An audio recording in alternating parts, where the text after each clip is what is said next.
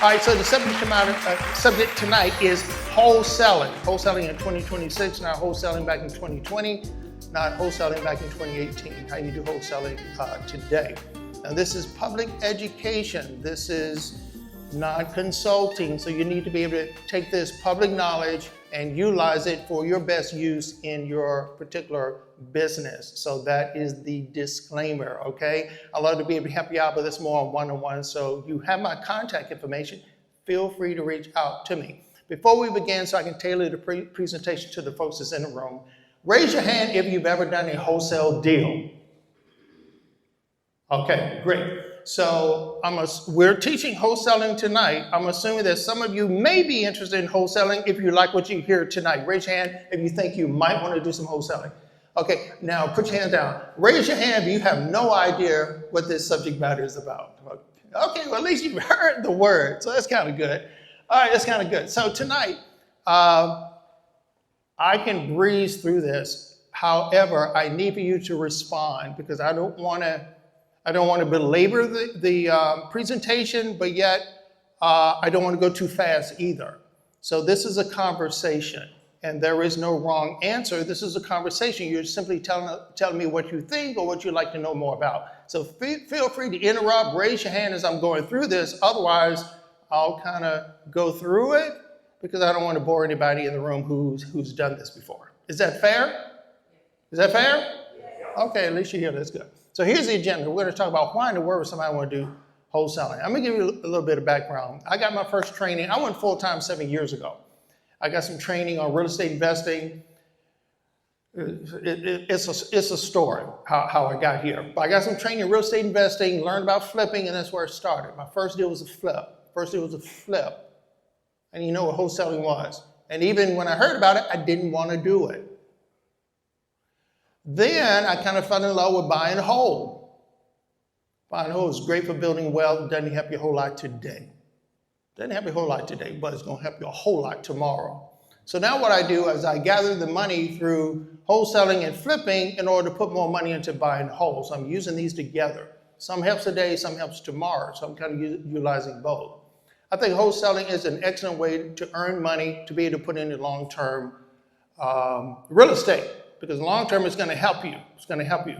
Otherwise, you're going to be flipping, wholesale all your life. You want to get to the point where this stuff working for you. And how's that going to happen? You're going to hold some properties. So you're going to make some money, and you're going to take some of that and put it into hold. Wholesaling is a great way to make some money to put in a hold. So tonight, see how fast I'm talking already? So if I'm going too fast, say, hold down there, slow that horse. Tell me a little bit more about that, and I'll do that, okay?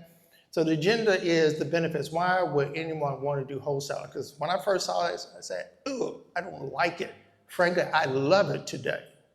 It's been a transformation here. And hopefully, well, I'll present it to you tonight and see if you love it, okay? We're going to talk about how to wholesale. What is it, the mechanics behind it. We're going to talk about some examples, because I think you'll learn by seeing some examples, and you'll really learn wholesaling after you've gone through one and seen the whole process start to finish, start to click and make some sense. Otherwise, it's like book learning until you actually do one. So we'll give some examples, and then we'll talk about a few success tips for those who has a little bit of experience in it, of some ways I think might be kind of interesting. So why would anybody want to do wholesaling in the first place? First one, you don't need any money.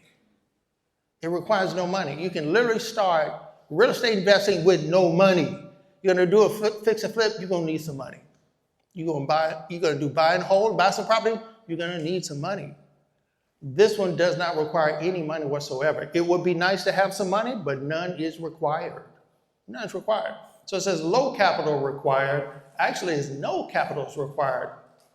Number two, you earn fast cash. This is the fastest way to learn money. See how fast I'm going? This is the fastest way to earn money in real estate investing, the fastest. You can make money in a month. That's fast. Fix and flip is going to take you a few months. Buy and hold is going to take you a few years. So this is the fastest way to make some money. The lowest risk way of doing real estate investing. I'm not going to say no risk, low risk. Because you're not buying a property. Anytime you buy a property, you take on some risk. You have no idea what you're going to run into if you ever go into the walls. When you buy it, you have bought it. Whatever you find, whatever you do to it, it carries some level of risk. Every time you buy a property, you think it's going to make money, but it may go reverse on you. Wholesaling is not the case. You never buy a property. You never have to put any money out. Pretty cool. No credit check. Your credit score can be pretty whack, and nobody will ever know because nobody's going to ask you. It's not a part of the equation. You're going to buy some property, somebody's going to ask you what your credit score is. Even if you use an investor loan, they're going to start with a credit score. So, even if you're flipping and you use an investor loan, hard money, they're going to start with your credit score. Wholesaling, no credit check whatsoever. Another benefit here. I like wholesaling because you're going to learn the business of real estate investing. You're going to learn this business by doing a deal. You're going to learn some things here that you kind of put off with the other forms. You need to know what you're doing here. You're really going to learn about investing. What are you going to learn? You need to find some motivated sellers. You're going to learn how to find motivated sellers. You're going to learn how to analyze deals, okay? You could even do fix and flip and kind of look up and kind of try that. Wholesaling, no, you need to know the numbers. Because after you put something under contract, you need to convince somebody to buy what you just put under contract. So you need to know what you're talking about. The person who's going to buy you a contract needs to know that you know what you're talking about. And when they find out you do know what you're talking about and you're offering a good deal, guess what? They're going to come back again and again and again and again. And that's how you build repeat business. Wholesaling is pretty smart. You will learn how to negotiate on both ends, seller and with your buyer. You will learn negotiation skills. You will learn how to market, right? You will learn how to build relationships with buyers and with sellers. And you're definitely going to learn some key skills like calculating ARV, after repair value. You're going to learn a little bit more about repair costs. You don't need to know that perfectly, but you do need to know what you're talking about. And so wholesaling, you're going to learn a lot about this business just by doing it. Okay, enough of that benefit. Let's move on. You can build a yes. Sometimes if you still learning, you can JV with somebody and learn at the same time too. Right? Yes, sir. Yes, sir. Those of you who know me and have been here before, you know that I like partnering. So you partner, why? Because the other party brings something you may not have. You can be deficient in skills and depend on the skills of your partner. Your partner brings something to the table that you may not currently have. And guess what? You learn in the process. I am also big on mentoring. When I did my first deal, I had no idea what I was doing with the flip. Had no idea. Man, I was tearing walls down. Thank God I talked to somebody in a reel like this before I went tearing them walls down. I'm building an open concept. Had no idea it could have caved in on me. I had no idea what I was doing, but I had my mentor who I always go back to. If I didn't know the answer to the question, I know he knew the answer to the question. So whether it's partnering or getting somebody or being with a mentor, someone who knows the ropes and knows what they're doing is very helpful. Okay, so you will build a buyer network. And so as a wholesaler, you're going to be selling your deals to flippers, developers, landlords. So you're going to sell this property you put on a contract to another investor who's going to keep it for a long term or flip it. So the wholesaler plays a very important part in this ecosystem here. Another benefit, it generates leads for your other profit centers. So in your real estate business, you could do all of this. You could be wholesaling, flipping, buy and hold all at the same time. You've heard some of these in the room. They say, well, I'm flipping and I'm also holding some properties. No, that stuff works together. And as you move along and as you're going to learn the benefits of each. So pretty much we talk about the benefits. Have I convinced you it's at least interesting to look at wholesaling? Because it's got pretty good benefits associated with it if you can learn how to work this.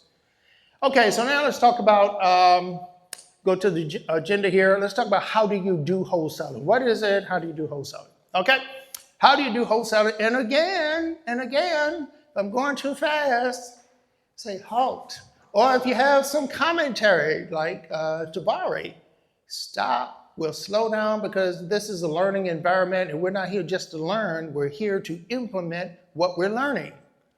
It's a whole process. I'm sure you had other things you could have been doing on a Tuesday night. What in the world is wholesaling? I'm going to ask you this time, somebody in the room, what is wholesaling? Basically, what is wholesaling? Anybody? Selling contracts. What's that? Selling contracts. Selling contracts is what it is. So a wholesaler is a deal finder. Find a deal, put the deal under contract, sell that contract to a flipper or developer or landlord. So you're not doing the whole thing. You're not flipping. You're not keeping the property. But there's a very important part you play. You find deals, you put them under contract for the purpose of selling the contract. So this will make sense after we go through this. So how do you start? Farm and LLC started as a business. I was going to say I recommend. I think it's preferred. Let me put it that way. I think it's preferred if you do wholesaling as a business versus in your name. Lots of reasons why you should do that. Any question about that before we go on? Those of you who haven't started your business yet, you want to do this as a business. So you form your LLC, get your EIN, get a business bank account, and keep all this stuff separate from your personal finances. Okay? So you want to start as a business. Find deals. That's what a wholesaler does, find deals. So where do you find these deals? The first and best place to start finding such a deal is your warm market. Your warm market is the people you know and the people they know. Each of us in the room, I'm going to get to that question, Tabari. I'm going to get to that comment. Everybody in this room know 200 people. Yes? No? You want to debate with me? You know at least 200 people. All you need to do is go in your contacts in your phone. How many contacts in your phone? How many people are following you on social media? How many relatives do you have? How many people have you gone to school with? How many people in your workplace? Each of us know 200 people. Guess what? Each of those people know 200 people. Did I do that right? 200 out of 200, is that 40,000 people? Did I say that right?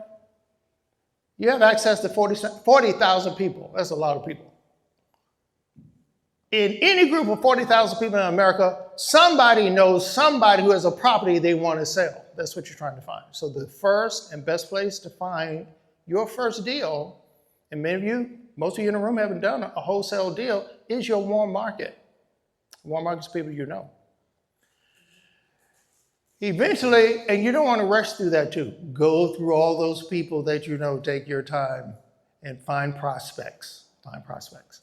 When you get done with that, because you're going to run out of people you know, or they're going to run out of people they know, then you go to your cold market. Okay, your cold market can be all of these people. You can call people, find lists of people you can call. You can network to find people who may have properties they want to sell. Referrals. Jeff was referring to a referral. Jeff has brought to me super deals. Super deals. Just because we have a relationship and you want to do the same thing, network amongst people and find out what they know. And you can find someone who wants to sell their property. Hey, you want to get in that conversation. Liz, social media. Don't bypass social media. That's for free. And then, of course, you can do paid stuff on social media as well. You can do Facebook ads, driving for dollars. There's lots of places you can find leads. Direct mail, and direct mail does work. Tomorrow, I'm sorry, I didn't get back to you. What's your comment or question?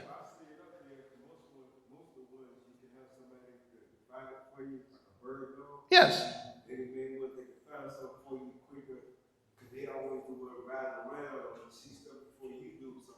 Correct. Bird dog is simply somebody you know who has good connections in the community, know a lot of people, talk a lot, hear a lot. And so you want to connect with people who know about things that's going on in the community. They may find out about a death in the family, and there's a property that's being transferred to heirs. It's an opportunity. You need to be sensitive about that, but it's a good opportunity. Bandit signs, probate, all kinds of stuff, all leads. Okay, so now if you find these leads, you need to analyze these to see if they make sense. And a lot of the information that you're putting together is publicly known. Yes, you can get some tools. Recently is now a sponsor of Team Blessing RIA.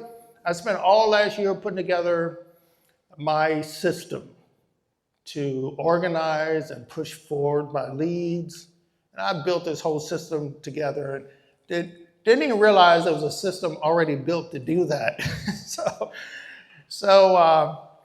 But a lot of the information about these properties here is publicly known. Now you can go beyond that and have some tools as well so that you can move quicker, especially if you've got a lot of leads. Okay, so you want to analyze leads because every lead you come across is not a good deal. So you want to spend your time on the ones that kind of make some sense. You need to learn how to calculate after repair value. Why is it important to calculate after repair value? Anybody in the room? What do you think? This is where you're going to make money. You need to know what you offer, right? And it all starts with the ARV, after repair value. Why? Because the flipper is going to use that number. See if we can get down here. Yeah. So the flipper is going to use the 70% rule to determine if your deal makes sense. So you, as the wholesaler, need to be smart enough to get the right kind of property under contract at the price that a flipper, who is your client, your customer, your flipper is going to want to buy it. So that's where the negotiation comes in. That's where the analyzing deals comes in. So you want to put something good under contract because it'll sell. What happens if you put something under contract that's too expensive? What happens then? It didn't sell. It's just going to sit there. And, you know, the flipper, I mean, you're gathering a bad reputation there amongst your client set. Who's going to want to come back to you if you keep putting something under contract that's not worth buying?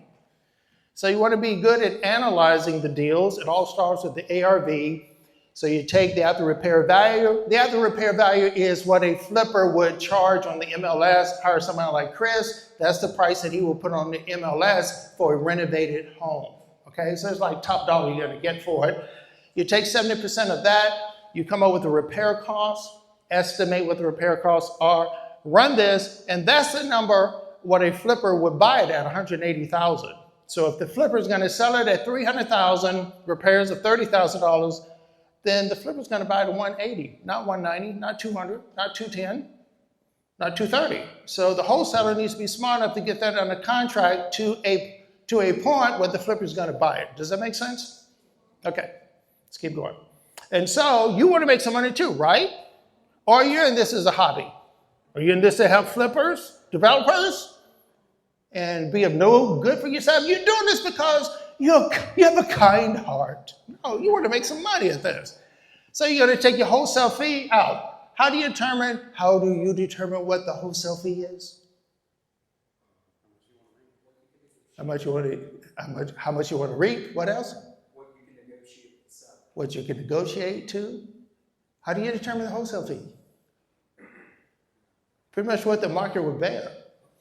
Because you have to get it under contract with the seller for this number. And so that's where the negotiations comes in. You're a good negotiator, you'll get this number here or lower. Get it lower, you make more money, right? Which kind of gives us some idea of how much money you want to make. So how does that work? Let's say you found this property.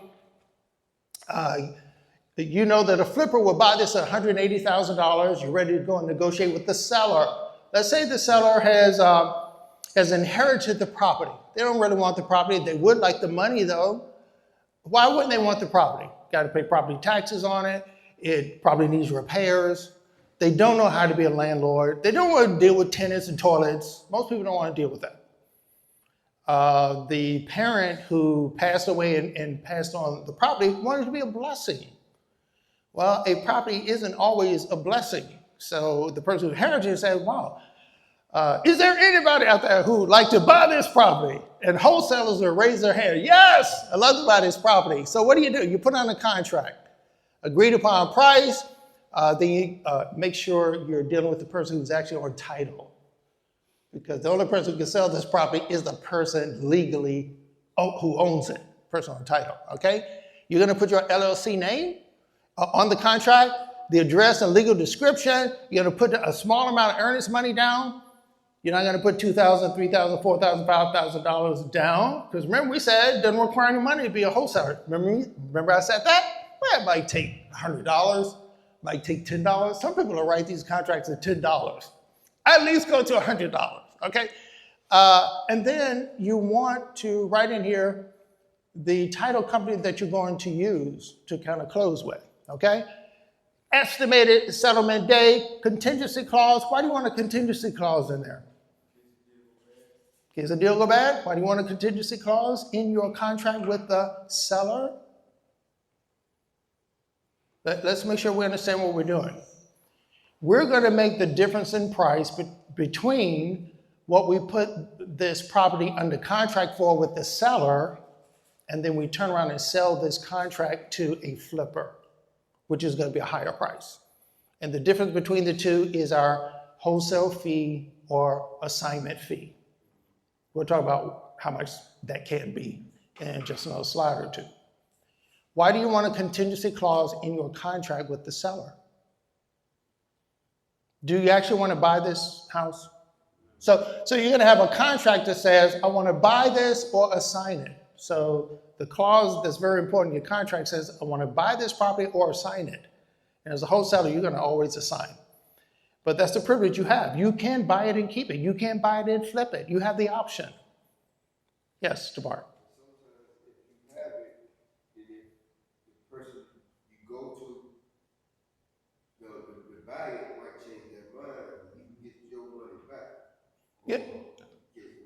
Yeah, so he's answering the question in a nutshell. Essentially, you want to be able to get out, right?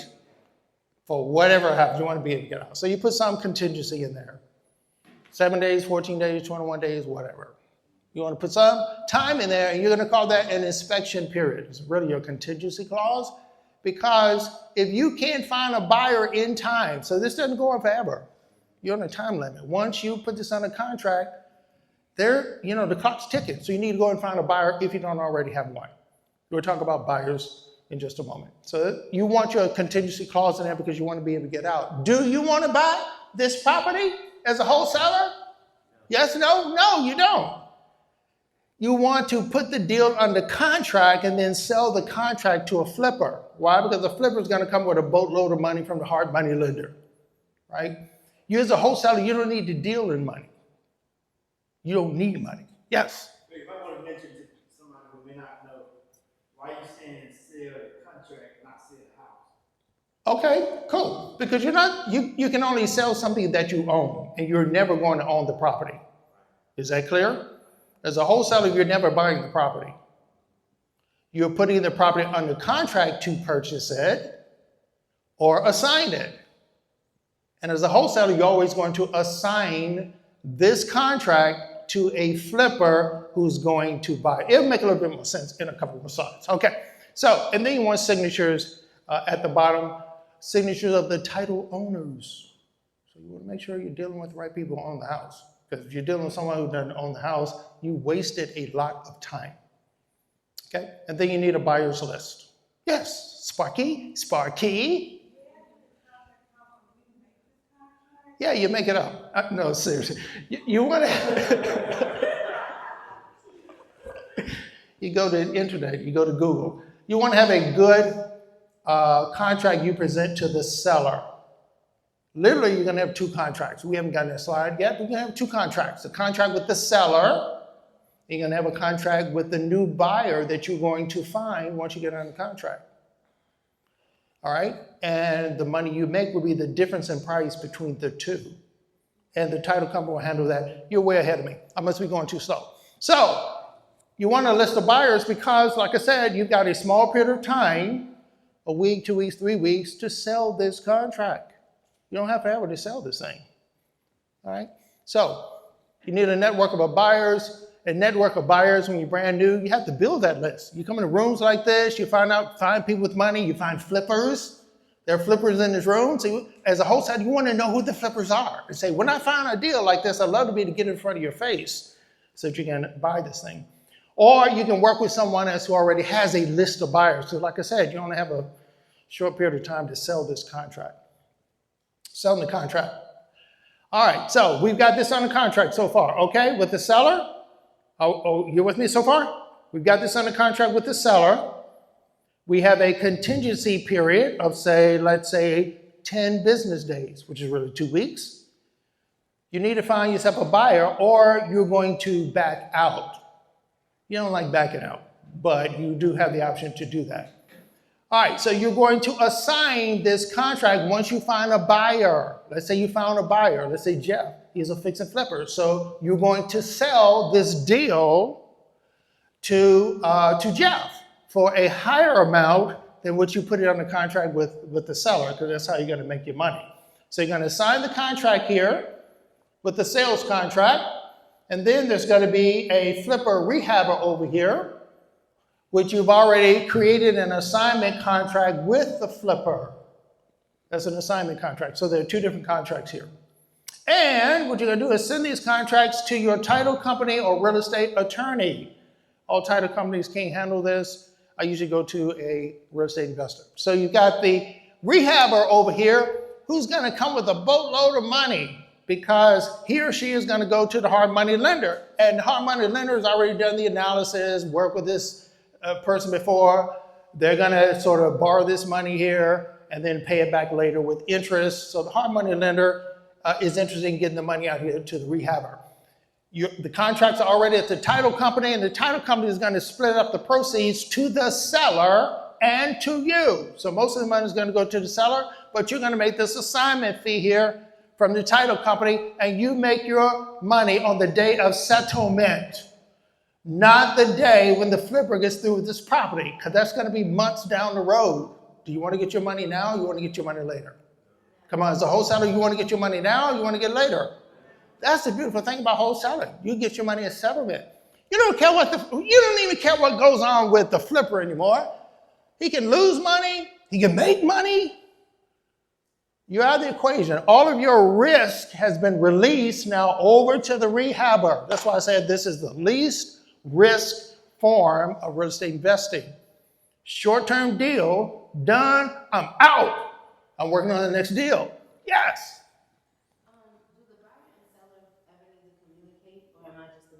You're the middleman. I don't like for them to communicate. In fact, your real estate attorney don't put them together either.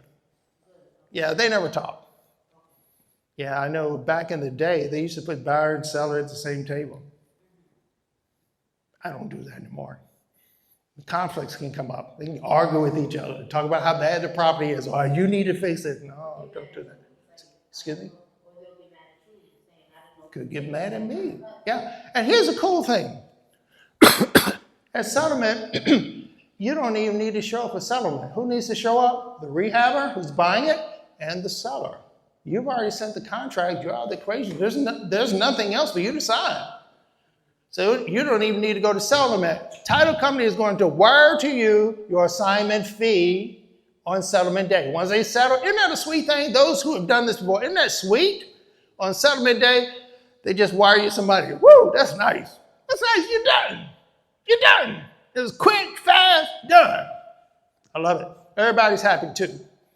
Rehabber's happy because they've got a good deal here. They're going to turn around, flip this, make a boatload of money as a flipper, because they're going to make their money by rehabbing the property, jacking the price up. A family's going to come in, look at the home and say, wow, I love this home. Look at the husband and say, we need to buy this home. And the kids are saying, I want that bedroom upstairs. And this is what you want. So the flipper is very happy because they've got a good deal. They got a low price. They're going to jack it up through the renovation, make a boatload of money. Seller is happy because they don't have to deal with this house. They just inherited it anymore. They don't have to pay taxes on it. They don't have to deal with tenants. They don't have to deal with none of that. They got a boatload of cash on settlement. And are you happy? Yes, I just made some money and I'm out. I'm out. Everybody wins. And this is what I like about real estate investing. Everybody wins. I believe in win-win-win. Questions? Questions? Let's keep moving. How much money can you make? Typically, a new wholesaler makes about $10,000 per deal. The average in Hampton Roads is about $20,000 per deal. I have seen assignments go over $100,000. It's up in Washington, D.C., though. So it can occur. You can make some good money with wholesaling. Remember, it's quick. You're out. Low risk. No money. A lot of benefits to it. How many like wholesaling so far? It sound good? Man, this is sweet. It's sweet. You know, for me, one of the reasons why I didn't get into wholesaling, because I thought it was a cap, maybe 3,000 to 5,000. No. Yeah, so I found out, hey, now they go pretty high. No. No. Your fee is determined by how good of a wholesaler you are. Because remember, that's where negotiation comes in. If you can negotiate with the seller a low price, which is what you want to do, that's why you're doing the analysis to determine what a good price should be. And you're going to work to get that number down. In fact, you're going to start below that. And then if there's some negotiation to come up, you want to make sure you're still below the number you've already analyzed that you need to stay below it. You start going above that, either you need to keep negotiating some more or move on. Don't buy bad deals. Don't put bad deals on contracts because you're not going to be able to sell it. And now you're developing a bad name. The seller's not going to like you because you put something under contract and you didn't perform. That's the thing about this particular industry I don't like. Some wholesalers will just put stuff on the contract and then not perform. If you're going to put something on the contract, perform. Make sure you can sell it. So make sure you get it on the contract at a good price that someone will buy it at. Does that make sense? Yeah. We want a good name. Good name for our company and for this industry here. How fast can this be done? You make your money at settlement. Boy, that's beautiful. Okay? Let's talk about some examples. Makes sense. This example is a condo. Newport News. Kind of give you some idea about how well the housekeeping was at this particular condo. This person came from my network. Person knew me, had actually had found a realtor for it, and for whatever reason, the realtor backed out at the last minute. She wanted to sell this house fast, this condo fast. And she knew me, and she knows what I do. So she gave me a phone call. She said, I'd like to sell this condo, and I'd like to sell it fast. I said, you talked to the right person.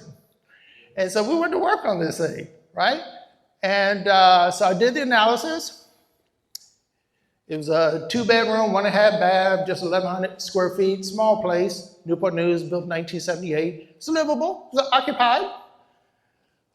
So I went and calculated ARV, and I noticed that there was at least one other condo near her in that community that sold for $154. So I said, oh yeah, that'd be a good number.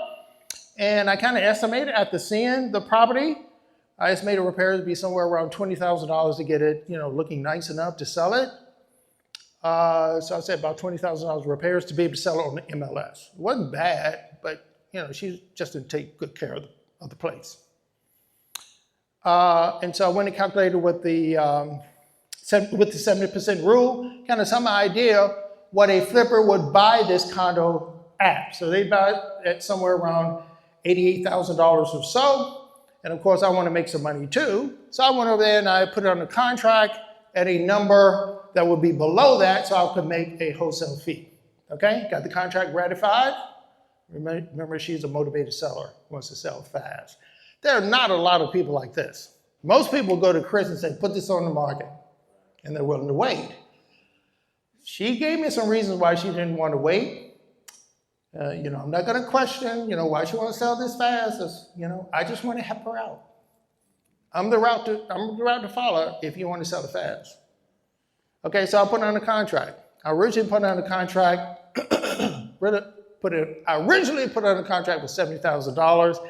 But when I found my buyer negotiated the price down $5,000. So I went back to her and I said, I can sell this house for you, but my buyer wants to take off $5,000. So I took $5,000. I amended the contract with her agreement to take the price down another $5,000. Any question about that?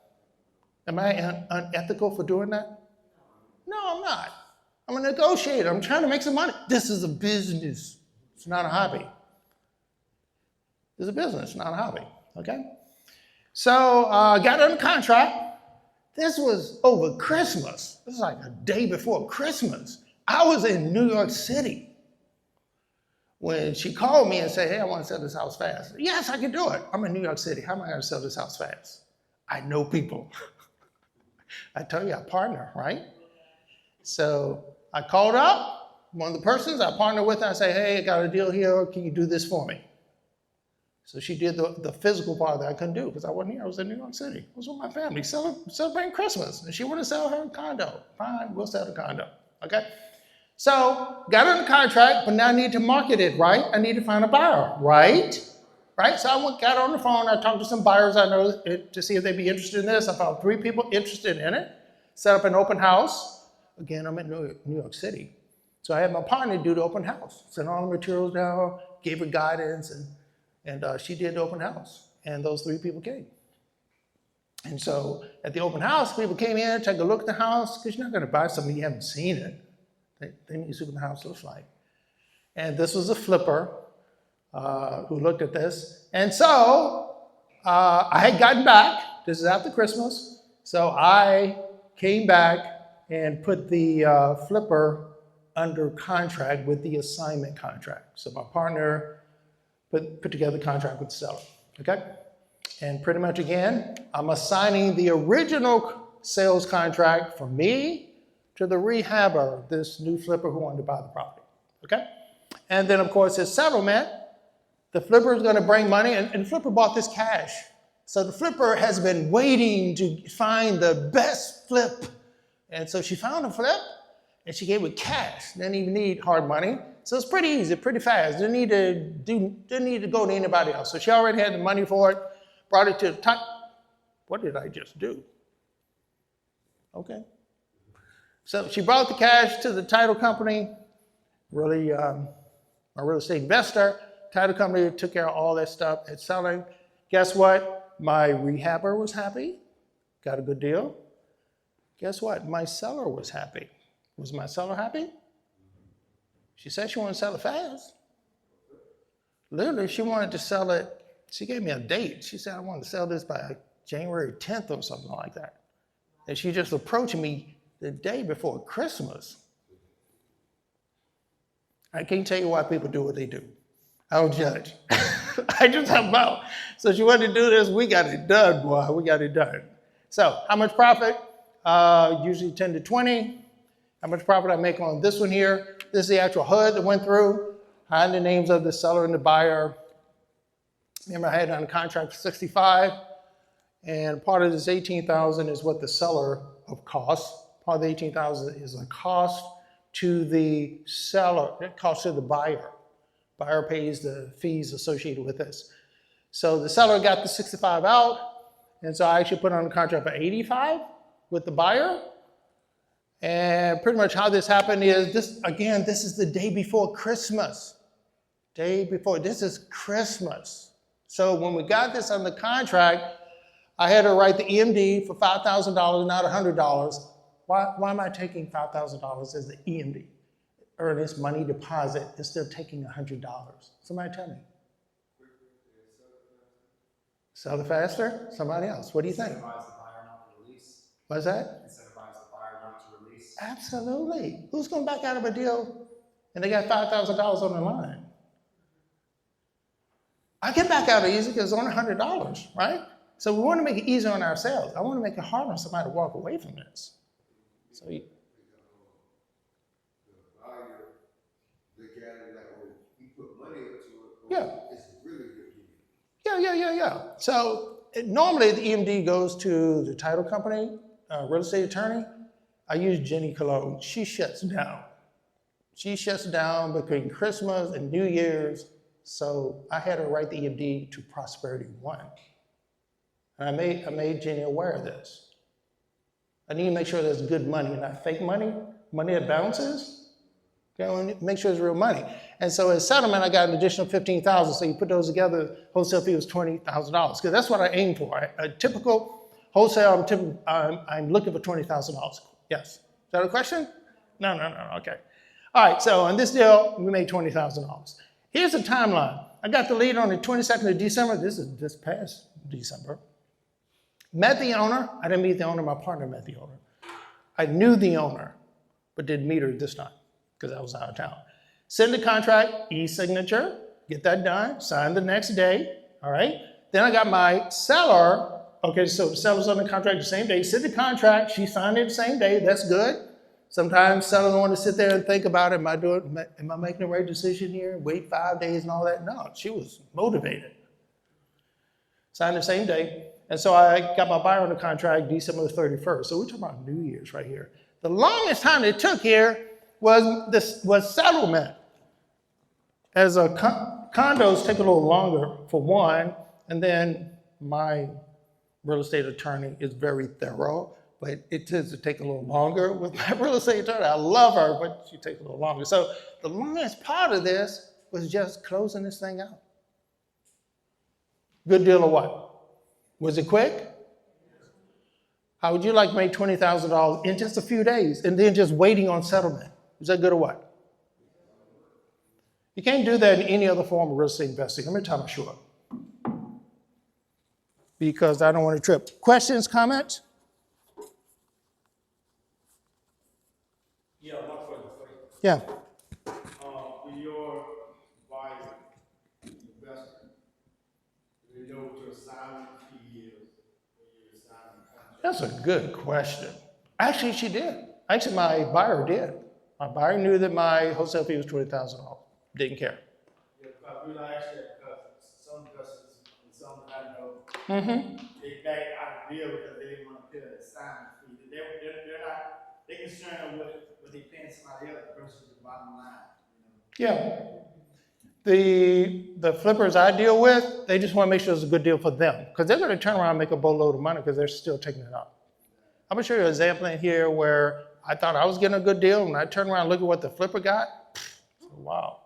So a flipper knows what they're doing. They know they're buying it at the right price, and they do this all the time. They know what they can get on the market.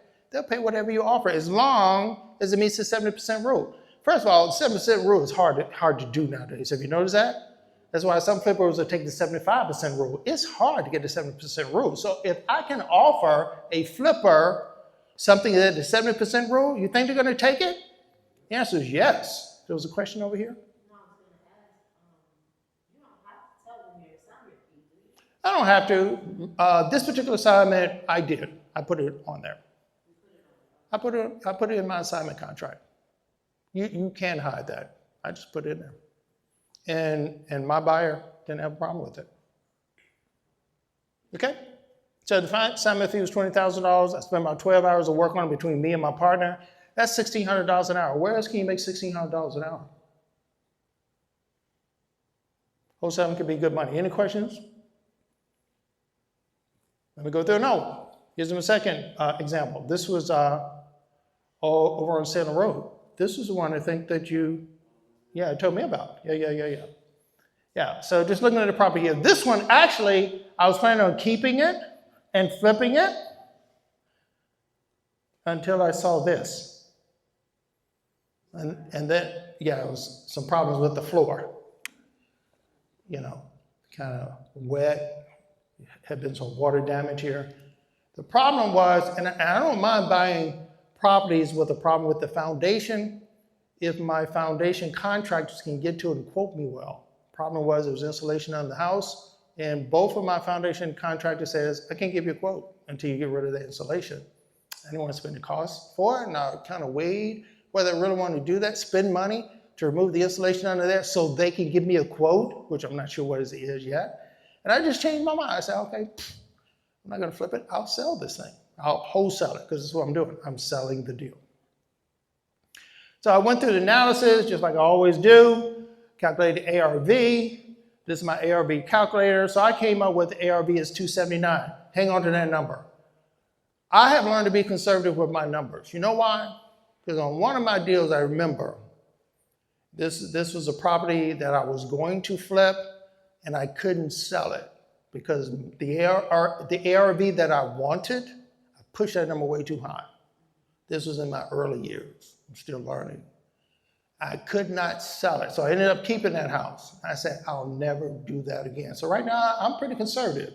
If I say the ARV is this and I show this to a flipper, it's a pretty conservative number. I believe he can get that number. So hang on to that number, 279. That's what I thought a flipper could sell this for once they renovated. Okay, so I did my analysis, did all that good stuff. I used the 279. I went through and in detail, I looked at different parts of that house except for the foundation, and I estimated the repair cost to be around $76,000. So I said, you know, a flipper would buy this for $119,300. So that's the number I came up with, okay? Put it under contract, and I put it under contract for $117,000. Why did I put it under contract for $17,000? Because I couldn't get it lower.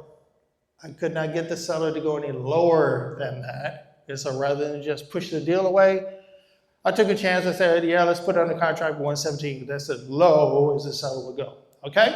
Which means, and I sent that to Jenny, sent that to my real estate attorney. So now I got to sell this, all right? And I'm ending up having to offer this higher than what I originally wanted to offer this. Okay, so I offered it at $145,000 to flipper developers. We did the open house. And actually, what I do is I advertise this with a few flippers that I know before I do the open house. If I can sell it then, I only do the open house. So that's what happened here.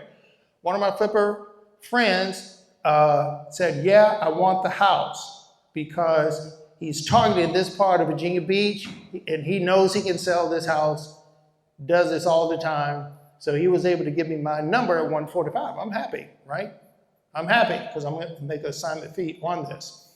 So we skipped the open house, so you can forget that. So you bring in the assignment contract. I'm now assigning my buyer contract to my seller, sending that to settlement. Everybody's happy. The flipper is actually happy. I'm happy if he's happy. So he's paying more than I thought he would pay. So I'm good, make my money. How much money? Well, how much money did I make on this? Okay, so let's see here. Made $30,000 on that. Was that happy? Was I happy? Was happy when you can make $30,000 in a month's time of work and you're out? Remember, no more risk. This is done, it's over with. I get a check, move on. No risk. This is what I love about wholesaling. Now, with the whole process there, this occurred in January 18th, met the owner on the 21st, sent the contract for signature on the 23rd. This is where the seller thought about this for 5 days, kind of sat on it. Okay, do I really want to do this? Yeah, she finally signed it. Got my buyer on the contract February the 2nd, okay? Settlement February 23rd. So the longest period here is closing this thing out, settling this. So get on the contract, find a buyer, get going. So $30,000, about 18 hours of work, $2,000 an hour. Where else can you make $2,000 an hour? Come on, tell me. Where else can you make $2,000 an hour? Yes. 38 is 145 minus 117 is 20. I know that's what it says. Did I not calculate that correctly? I sold it for, well, okay. Let's go back to the contract, see what I actually sold it for. I didn't really say what I sold it for. What I told you was what I marketed it for. Okay, so I didn't really tell you what I really put on the contract for. Okay, so you're right. The difference between what I'm selling it to my flipper for and what I put on the contract for ends up being $30,000. So somebody add that 117 plus 38. How much is that? So I sold it at 155. Actually sold it higher than that. And you remember why I did that? Why I was able to get more? It's because I communicated this to some flippers before I did an open house. One of the strategies is get your flippers competing against each other to raise the price. Sometimes that can happen at open house, or I can say, well, flipper, you know, I'd love to be able to give this to you, but if I'm not going to do an open house, you're going to have to pay me more for it. So you pay me more. This is the nice thing about wholesaling, and this is where those skills come in. If you negotiate well, you can make more money. Are you guys seeing that? Because if you're not a good negotiator, you're not going to make good money. You have to be okay with that. You have to be okay with negotiation between the buyer and the seller. Okay, so we went through all that. $2,000 an hour, it's a pretty good rate. So this is what the house looks like after the fact. You saw how it looked in the beginning, right? You see how much he sold it for? This is why he was willing to pay $153, $154. I didn't know that, but he knew this. If he's a flipper and he does this all the time, he knows what a good deal is. So let me ask you a question. Did the flipper get a good deal? He got a great deal. He bought for $153 and sold it for $344. You're not telling me he put $100,000 of rehab in there. He made some money. He knew some things I didn't know. He knew the market. He said, this is my area. He said, I want it. That's why he was willing to pay higher than the price I was offering. Yes. Oh, okay. I thought you were right there. So this is how it looks.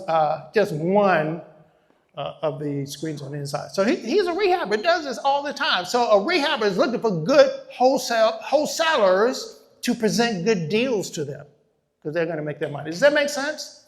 You see how this ecosystem works here? This is the last example here. This was, and this is not going to take very long.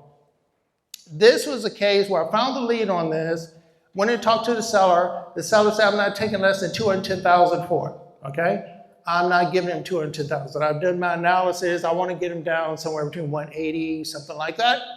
And so I couldn't negotiate, so I kind of put it on the back burner, but I kept communicating with him. This is where the follow-up helps. Let me repeat that because I don't think you're getting it. I didn't realize this. If you're going to be a good wholesaler, you need to follow up on your leads. If the customer says no, to me, that's not now. So I'm going to reach out to him again later, see if anything's changed. What had changed? He had gotten ill. In fact, he was in the hospital at this time. So whereas he was real hard, this was a landlord who wanted to kind of get out of this house here. So he was an older landlord, really staunch on that 210 number. And I said, no, I wouldn't offer you 180. We could not agree. Put it on the back burner. And I had my software kind of remind me, get back in contact with this guy, see if anything changes. He's ended up in the hospital. He's now got his son and his daughter trying to sell this house. Okay. He's no longer in the equation. He's in the hospital. They're trying to pay his medical bills off by selling this house. Guess what? Sons and daughters want to get rid of this house. They were willing to come down to price I want it. So you seeing the moral in the story? Are you hearing the moral in the story? Don't give up just because somebody say no or just because they don't come down to the price you want. All right? So we eventually, actually a couple of things happened here, and I don't want to belabor this. Another thing happened. He had a tenant in there. We were getting ready to go to closing. I finally negotiated with the son and daughter. We got him under contract at a pretty good number, somewhere 180 or something like that, and couldn't get the tenant out the house.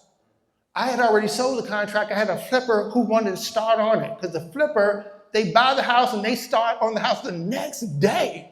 This is a flipper who do this all the time. They got a crew ready to start.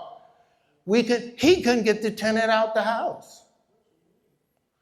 It went for 5 days now. I said, well, I'll give you some grace here. We'll push out the settlement date. 5 days go by, he can't get the tenant out the house. Now, I had developed a relationship with the tenant. I was able to see the house because I communicated with the tenant and say, can I come in and see the house? He let me come in and see the house. I got to know the tenant pretty well. When all this was going on, again, the tenant, the landlord couldn't get him out of the house. So now they were threatening eviction. Eviction is okay, but eviction can take a long time, right? Anybody's ever gone through an eviction? Got to go through the court and all that. So I negotiated with the son and daughter and said, listen, why don't I get your tenant out of the house so you can go in, so we all can close here? And I said, I'd be willing to do that for $16,000. They agreed because they couldn't get the tenant out of the house. Can't get the tenant out of the house, I'm not going to close because I can't sell it. Well, I could have. I guess the buyer could have kicked him, could have evicted him. But I wanted it to be clean to my buyer. I want to give him a clean house, no tenants, so he can start flipping. So yes, they agreed to $16,000. The tenant still went through, I don't want to leave. I'm not leaving. Take me to court, all that sort of stuff. And I said, listen, man, I'll give you a month's amount of money to be able to go live in a temporary house, and then you can figure out, where you're going to live. I'll pay for your storage. I'll pay for your moving. I was willing to pay a lot because remember I got $16,000 to work with, so I'm willing to, take $5,000 kind of help him out. He wouldn't agree to any of that. I came home and I talked to my wife. I said, this is a stubborn guy. I don't know what I'm going to do here. I don't know what I'm going to do.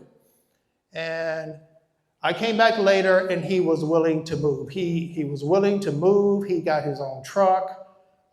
He got his own storage thing. And he agreed that I would give him $2,000. So I just made an additional $14,000.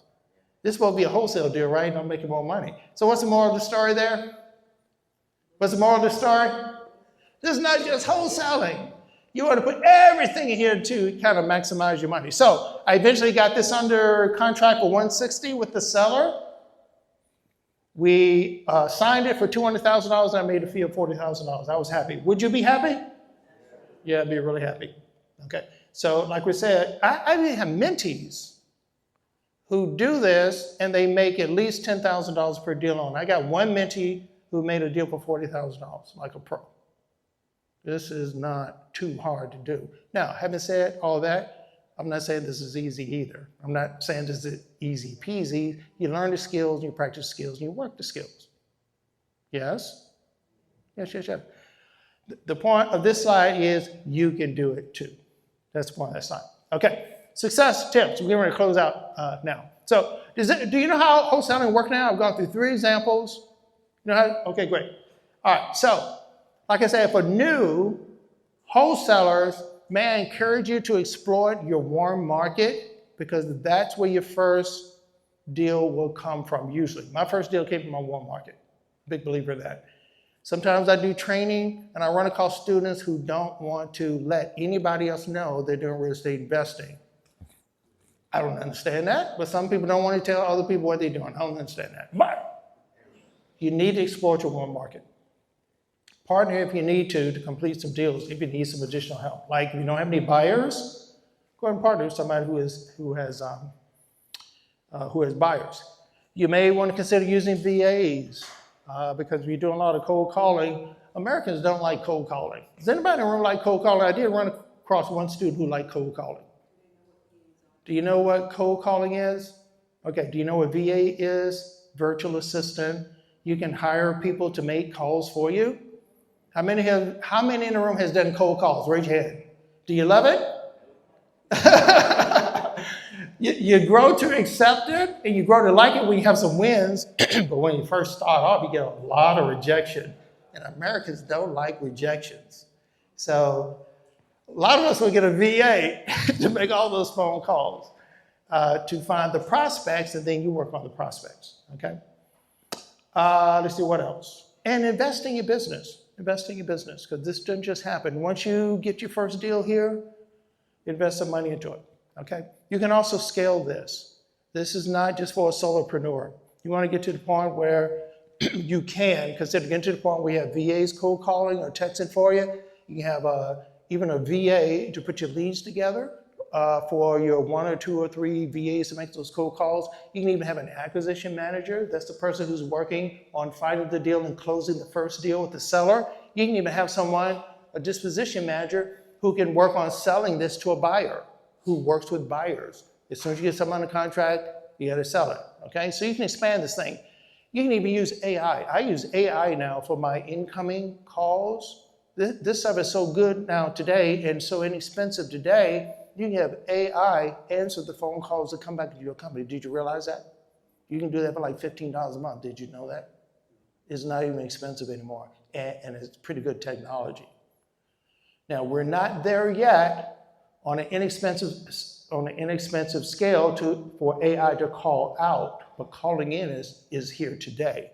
My prediction is in 2026, AI is going to get so good it can start making outgoing phone calls. And that's the day. I'm looking for that.